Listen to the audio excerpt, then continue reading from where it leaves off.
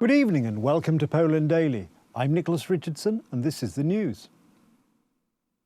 Border guards have introduced permanent random checks on buses and other vehicles that may carry illegal migrants over the Polish-Slovak border. The Minister of Internal Affairs and Administration, Mariusz Kamiński, announced.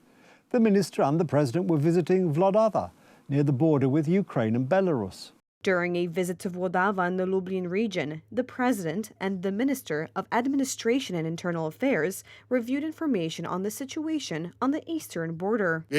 You know how sensitive this place is, how much is happening today in this part of our country as a result of the war constantly going on, triggered by the Russian attack on Ukraine, but also, unfortunately, the cooperation of the Belarusian regime with the Kremlin authorities and the hybrid war that these authorities actually waged against all of us, including Poland 2 years ago. Due to increasing migration pressure also on the Balkan route, the government has decided to increase controls on the Polish-Slovak border. There will be no wave of chaos here. Poland is and will be safe thanks to officers like you. Previously, the main Balkan route led through Austria to Germany, but now people with irregular status are to reach Western European countries through Poland. If there is indeed a new smuggling route through the Balkans, Slovakia and Poland, then it is logical that Poland should implement these controls on its border. The inspections are to target buses, trucks and coaches that raise suspicions that they may be carrying migrants trying to cross the border illegally. If today Minister Kamiński is talking about these types of inspections, the question is, what have they been doing for the past years? In my opinion, these type of random inspections of cars that drive on foreign registrations or on Polish registrations and carry passengers should be done all the time. The border between Poland and Slovakia is about 540 kilometers long. Both EU member states are part of the Schengen zone. Comparing the Balkan route to the Belarusian one is a proxy for these migrations. The route goes through Slovakia. It's a small country, and they can't afford a border guard to effectively protect their territory. Border guards point out that 544 illegal migrants have been apprehended this year along the border with the Czech Republic and Slovakia. Last year, there were a quarter of this number. Yesterday's announcements confirm our activities in this regard. These are not activities carried out on a permanent basis, but at random, organized in the form of mobile patrols, and carried out in the center of the country, while being conducted on the access roads to the border. The Polish government also does not rule out strengthening controls on the border with Germany in connection with the Italian migration route. Flood victims in Greece's Thessaly plain were braced for more rain earlier today as they continued to reel from the impact of Storm Daniel earlier this month. Many people were forced to throw away entire households full of memories destroyed by floodwaters. The authorities have sent warnings about the latest storm Elias that is expected to bring more rain to the region over the next 2 days. Towering mud-soaked rubbish piles full of villagers' furniture, including beds, mattresses, tables, and other personal belongings such as toys, crockery, clothes and carpets, still remained on the streets weeks after the floods with little left to salvage. Inside homes, walls and floors have rotted from the mud and water. The village is 100% destroyed. Nothing has been left standing. We are waiting for the state to come help people get rid of all the things that have been destroyed, because if it rains again and the village fills with water again, with all these things here, it will have to be bulldozed.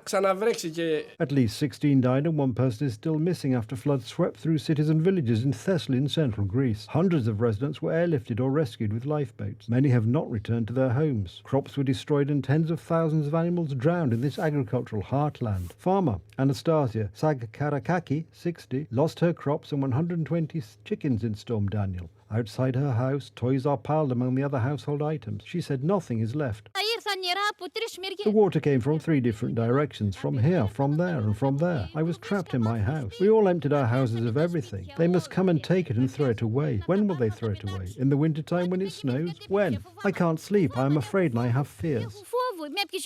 One of the breadbaskets of Greece, Thessaly represents about 15% of the country's annual agricultural output. It is also a major cotton-producing area.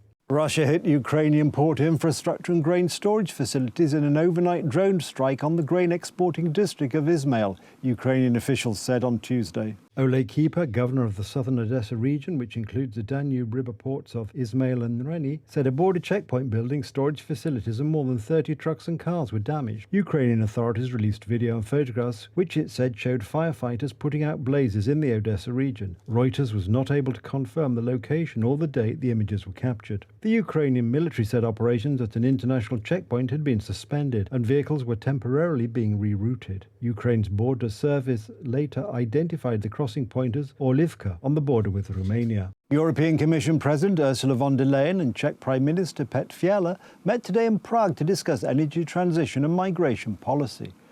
During a joint press conference, von der Leyen announced that the European Union will provide an additional funding of €2.2 billion to the Czech Republic as part of the bloc's economic recovery package. This includes an extra €736 million for the country's energy sector affected by the war in Ukraine. I've reminded the President of the European Commission that nuclear energy is really important for the Czech Republic. It's a traditional industrial sector for our country. We have many experts in our country and at our universities. And it's also one of the ways for our country to achieve the climate objectives and have sufficient sources of energy. So that's why it is important that nuclear energy remains one of the preferred sources of energy, green energy, in the Czech Republic. First and foremost, Repower EU. Repower EU is Europe's roadmap to energy independence as a response to the energy crisis unleashed by Russia.